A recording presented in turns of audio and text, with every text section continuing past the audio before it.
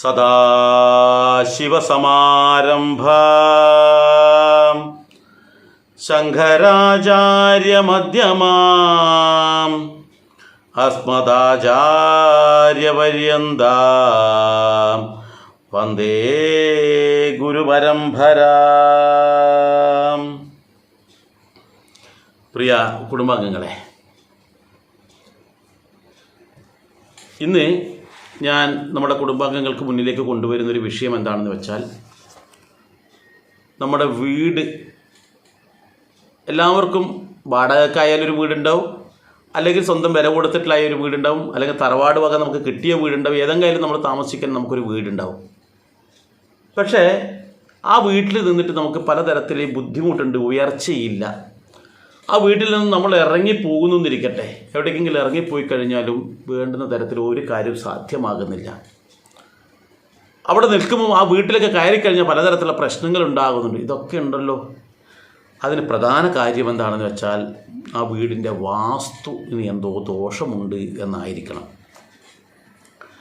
അപ്പോൾ നമ്മുടെ സ്വന്തമായിട്ടുള്ളൊരു വീടുണ്ട്, അല്ലെ വീട് പണിയുകയാണ്, ഇതിൻ്റെ ഏറ്റവും പ്രധാനമായിട്ടൊരു ഭാഗമാണ് ഗേറ്റ് എന്ന് പറയുന്നത്.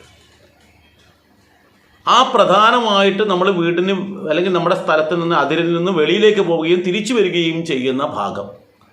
അപ്പോൾ നമ്മളെന്താ, ഇന്നത്തെ പണ്ട് കാലങ്ങളിൽ 1 ഏക്കർ 2 ഏക്കറൊക്കെ സ്ഥലങ്ങൾ വ്യാപിച്ച് കിടക്കും. അതിന് മതിലോ കയ്യാലകളോ അല്ലെങ്കിൽ ഇതിന് ഒരു ഗേറ്റോ കാര്യങ്ങളോ ഒന്നും ആവശ്യമില്ല. പക്ഷേ ചില വീടുകൾക്ക് വലിയ പടിപ്പുരയും കാര്യങ്ങളൊക്കെ ഉണ്ടാവും. അപ്പോൾ ഈ പടിപ്പുര ആണെങ്കിലും ഗേറ്റ് ആണെങ്കിലും ഈ വീട്ടിലേക്ക് വരാനുള്ള ഒരു സംവിധാനമാണ്. സ്ഥലങ്ങൾ ഒത്തിരി ഉണ്ടെങ്കിലും ഒരു പടിപ്പുര പണ്ടുണ്ടാവാറുണ്ട്. അതുപോലെയാണ് ഈ ഗേറ്റ് എന്ന് പറയുന്നത്. അപ്പോൾ ഈ ഗേറ്റ് ഒരു വീട് നിർമ്മിക്കുമ്പോൾ അത് എവിടെയാണ് വെക്കേണ്ടത് എന്നുള്ളത് വളരെ കൃത്യമായിട്ട് പറയുന്നു വാസ്തുശാസ്ത്രത്തിൽ. അത് വെക്കുന്നത് അല്പം അങ്ങോട്ടോ ഇങ്ങോട്ടോ ആകാൻ പാടില്ല. അത് ഇന്ന ദിശയിൽ വെച്ചാൽ മാത്രമേ അത് ഗുണം ചെയ്യൂ. അത് വളരെയേറെ ശ്രദ്ധിക്കണം.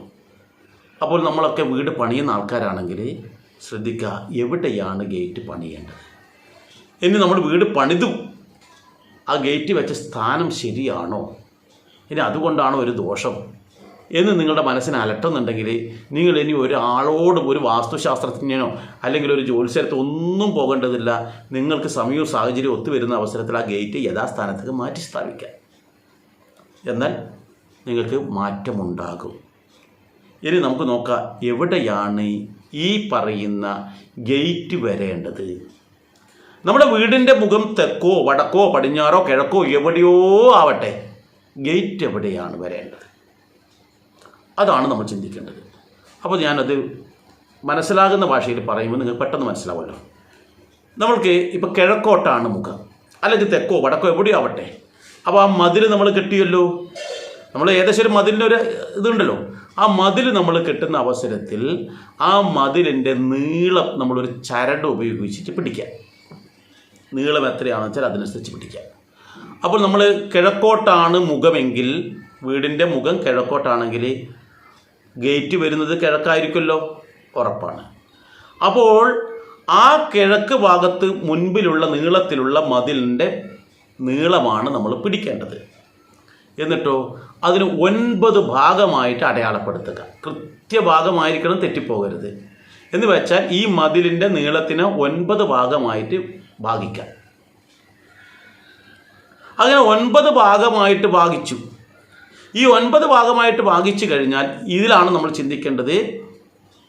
ഇതിൽ ഈ ഇടത് ഭാഗമുണ്ടല്ലോ, നമ്മൾ ഈ വീടിൻ്റെ ഉമ്മറത്തിരുന്നിട്ട് ഗേറ്റിൻ്റെ ഭാഗത്തേക്ക് നോക്കുമ്പോൾ നമ്മുടെ ഇടത് കൈയുടെ ഭാഗം എന്ന് വെച്ചാൽ കിഴക്കോട്ടാണ് നമ്മൾ നോക്കുന്നുണ്ടെങ്കിൽ നമ്മുടെ വടക്ക് ഭാഗം വരിക. അപ്പോൾ ഇടത് കൈയുടെ ഭാഗം എന്ന് മാത്രം ഓർത്താൽ മതി. നമുക്ക് വടക്കും തെക്കെല്ലാം അവിടെ നിൽക്കട്ടെ. ആ ഇടത് കൈയുടെ ഭാഗത്ത് നിന്നും ഇങ്ങോട്ടേക്ക് വലത് കൈയുടെ ഭാഗത്തേക്ക് നമ്മൾ 1, 2, 3, 4, 5, 6, 7, 8, 9 എന്ന ഭാഗത്തിൽ അടയാളപ്പെടുത്തുക. 9 ഭാഗമായല്ലോ. ഇതിൽ ആ 1, 2, 3, 4, 5 വരെ എവിടുന്ന് ഒന്നാം ഭാഗം എന്നുവെച്ചാൽ വടക്ക് ഭാഗത്ത് അല്ലെങ്കിൽ ഇടത് കൈയുടെ അവിടുന്ന് 5 വരെയുള്ള സ്ഥലത്തിനെ ഉച്ചസ്ഥാനം എന്നാണ് പറയുക. ഉച്ചസ്ഥാനം. അവിടെ നിന്ന് അങ്ങോട്ട് 6, 7, 8, 9 എന്ന് പറയുന്ന ഭാഗത്തിനെ നീചസ്ഥാനം എന്നും പറയും. ശ്രദ്ധിച്ച് മനസ്സിലാക്കണം. നമ്മുടെ കാര്യം നമ്മൾ തന്നെ ചെയ്യണം, ഒരാൾ നമ്മളെ സഹായിക്കാനുണ്ടാവില്ല. അതുകൊണ്ടാണ് ഇത്ര വിശദമായിട്ട് പറഞ്ഞു തരുന്നത്. അപ്പോൾ ഉച്ചസ്ഥാനമുണ്ട്, നീചസ്ഥാനമുണ്ട്. അപ്പോൾ ഇത് എല്ലാ ഭാഗത്തും കണക്കാണ്. ഇത് കിഴക്കോട്ടാവട്ടെ, തെക്കോട്ടാവട്ടെ, വടക്കോട്ടാവട്ടെ, പടിഞ്ഞാറോട്ടാവട്ടെ, ഏത് ഭാഗത്തായാലും നമ്മൾ എന്ത് വേണം, ഈ ഇടത് കൈയുടെ ഭാഗത്ത് നിന്നും വലത് കൈയുടെ അങ്ങേ ഭാഗത്തേക്കുള്ള ഇതിൻ്റെ നീളം നമ്മൾ 9 ഭാഗമാക്കുന്നു. അതിൻ്റെ ആദ്യത്തെ 5 ഭാഗം ഉച്ചസ്ഥാനവും പിന്നത്തെ 4 ഭാഗം നീചസ്ഥാനവുമാണ്. ഈ നീചസ്ഥാനത്ത് ഒരു കാരണവശാലും ഗേറ്റ് പണിയാൻ പാടില്ല.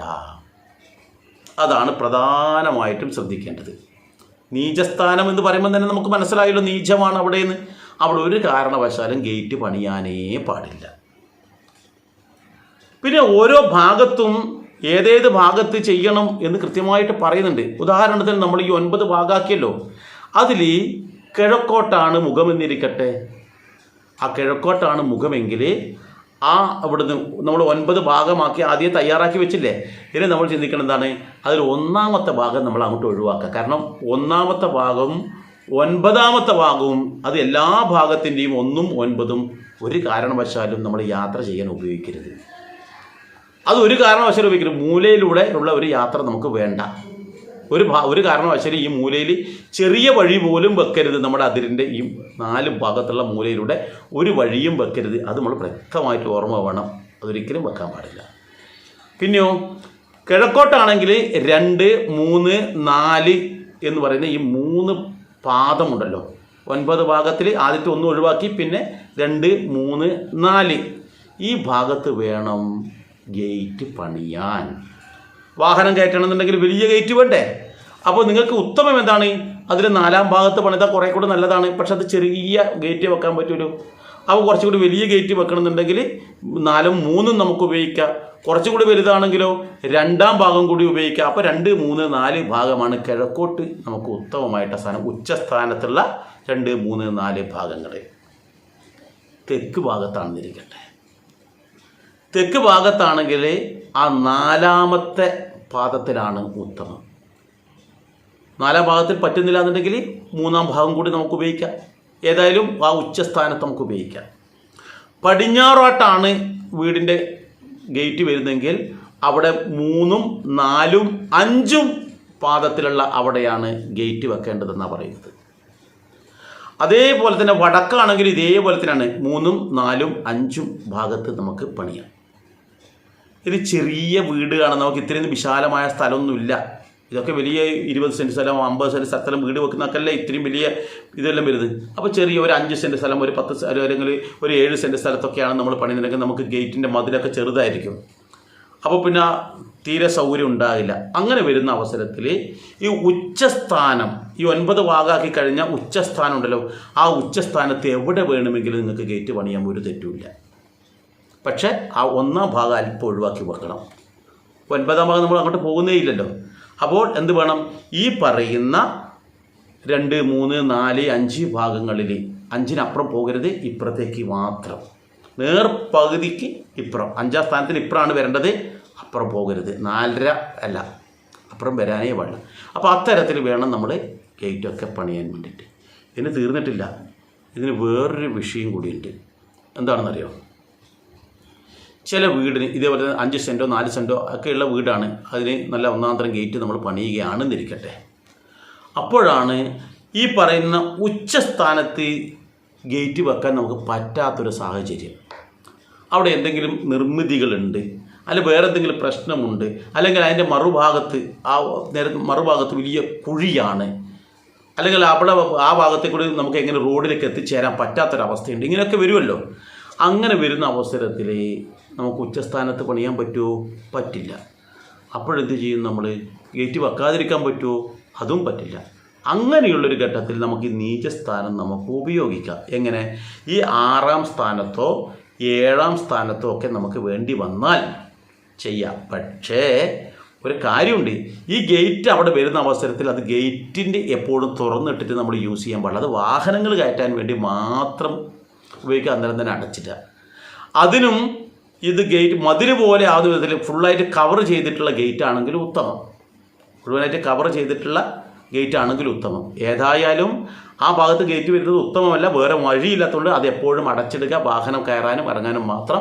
അതിലൂടെ ഒരു കാരണവശാലും നമ്മൾ നടന്നു പോകാനും വരാനും പെടുന്നത് പരമാവധി ഒഴിവാക്കുക. അതിന് വേണ്ടിയിട്ട് എന്ത് വേണം? ചെറിയൊരു ഗേറ്റ്, നമ്മൾ ആദ്യം പറഞ്ഞ ഉച്ചസ്ഥാനത്തല്ലേ, അവിടെ ഒരു ചെറിയൊരു ഗേറ്റ് വെക്കുക. അതിലൂടെ നമുക്ക് ഇറങ്ങാനും പോകാനും ഒക്കെ ഉപയോഗിക്കുക. വാഹനം കൊണ്ടുപോകാൻ വേണ്ടി മാത്രം അപ്പുറം ഉപയോഗിക്കുക. പക്ഷേ അത് എല്ലാ സമയവും തുറന്നിടാൻ പാടില്ല എന്നുള്ള കാര്യം നമ്മൾ മറക്കരുത്. ഇതിപ്പം ഈ ഗേറ്റ് പണിയുമ്പോൾ നമ്മൾ ശ്രദ്ധിക്കേണ്ടുന്ന മറ്റു ചില കാര്യങ്ങളുണ്ട്. എന്താണെന്ന് വെച്ചാൽ, ഒന്ന്, നമ്മൾ കന്നിമൂല എപ്പോഴും ഉയർന്നു കിടക്കണമെന്നാണ് പറയുന്നത്. അപ്പോൾ കന്നിമൂല എന്ന് പറയുമ്പോൾ ഏതാ ഭാഗം? അത് വളരെ ശ്രദ്ധ വേണം. തെക്ക് പടിഞ്ഞാറേ ഭാഗമാണ് കന്നിമൂല. അപ്പോൾ നമ്മൾ തെക്ക് പടിഞ്ഞാറേ ഭാഗം എന്ന് പറയുമ്പോൾ യഥാർത്ഥത്തിൽ ഏതാണ്? ശരിക്കും നേരത്തെ പറഞ്ഞ പോലെ പടിഞ്ഞാറോട്ട് മുഖമുള്ള വീടിൻ്റെ ഗേറ്റ് വരേണ്ട ഏകദേശം സ്ഥലമാണ് അവിടെ. അപ്പോൾ ഈ കന്നിഭാഗം ഉയർന്നു കിടക്കണം. അപ്പോൾ അവിടെ റോഡ് താഴ്ന്നിട്ടാണ് ഉള്ളതെങ്കിൽ നമ്മൾ വാഹനം പോകുമ്പോൾ അവിടെ എപ്പോഴും താഴ്ത്തിയിട്ടാണ് ഉണ്ടാവുക. അപ്പോൾ താഴ്ന്നു കിടന്ന കുടുംബത്തിൽ ദോഷം വരും. അപ്പോൾ കന്നിമൂലക്ക് ഗേറ്റ് പണിയുമ്പോൾ വളരെയേറെ ശ്രദ്ധിക്കണം. അപ്പം ആ ദിശ പടിഞ്ഞാറോട്ടുള്ള ആ ഭാഗം 1ഉം 2ഉം ഭാഗം ഒഴിവാക്കുന്നത് അതുകൊണ്ടാണ്. മറ്റു സ്ഥലത്തെല്ലാം 2ഉം 3ഉം 4ഉം ഒക്കെ ഉപയോഗിക്കാൻ പറയുമ്പോൾ പടിഞ്ഞാറോട്ടും വടക്കോട്ടുമുള്ള ഇത് സ്ഥലത്ത് നമ്മൾ എപ്പോഴും എന്ത് ചെയ്യുന്നത്? അവിടെ ഉയർന്നു കിടക്കേണ്ടത് കൊണ്ട് തന്നെ നമ്മൾ എന്ത് ചെയ്യും? അവിടെ 3ഉം 4ഉം 5ഉം ഭാഗത്ത് ഗേറ്റ് പണിയുന്നതാണ് ഉത്തമം. അത് വളരെയേറെ നമ്മൾ ശ്രദ്ധിക്കണം. പിന്നെ വേറൊരു കാര്യം എന്താണ്?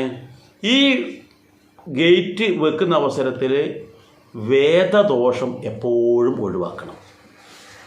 അത് വലിയൊരു അപകടം വലിച്ചു വരുത്തുന്നൊരു സംഭവമാണ്. പല ആൾക്കാരും വീട് നിർമ്മിക്കുന്ന സമയത്ത് ഇതൊന്നും ശ്രദ്ധിക്കാറില്ല. എന്ന് വെച്ചാൽ നമ്മൾ ഒന്ന് പ്രധാനമായിട്ടും ഈ മതിലിൻ്റെ നീളം അളക്കണം.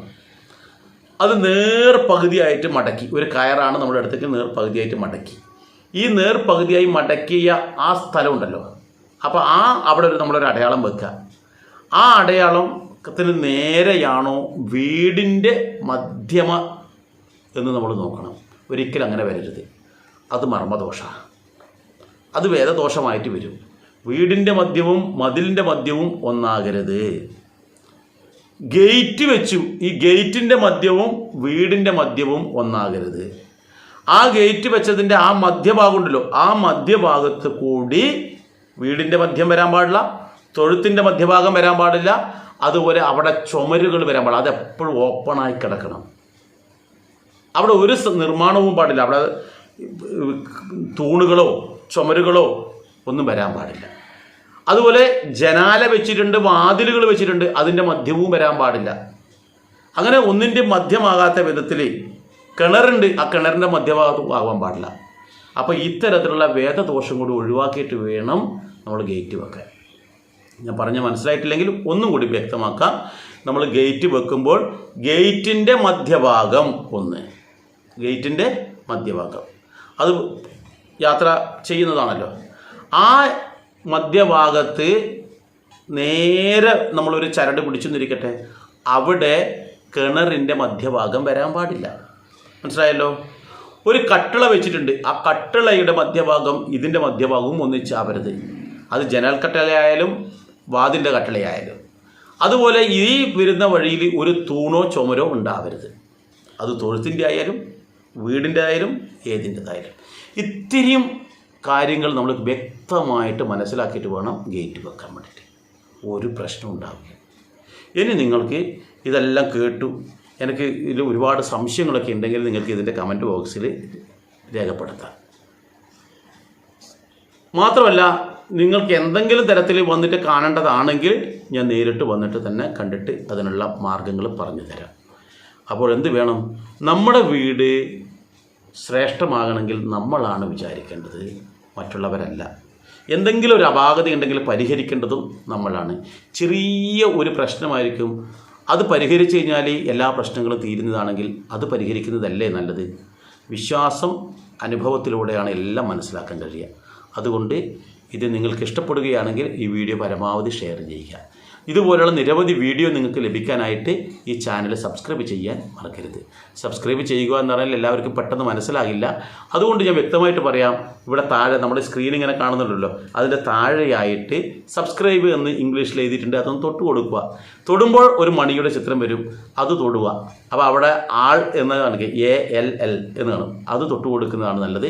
അങ്ങനെ ആകുമ്പോൾ ഞാൻ ഇവിടെ ഇടുന്ന ഓരോ വീഡിയോയും ഇട്ട് കഴിഞ്ഞ ഉടൻ തന്നെ നിങ്ങൾക്ക് മെസ്സേജ് വരുന്നത് ഇങ്ങനെ ഒരു വീഡിയോ ഇട്ടിട്ടുണ്ട്, ദയവായിട്ട് നിങ്ങൾ കാണുക എന്നിട്ട് നിങ്ങളുടെ സമയത്തിനനുസരിച്ച് നിങ്ങൾക്കിത് കാണാൻ പറ്റും.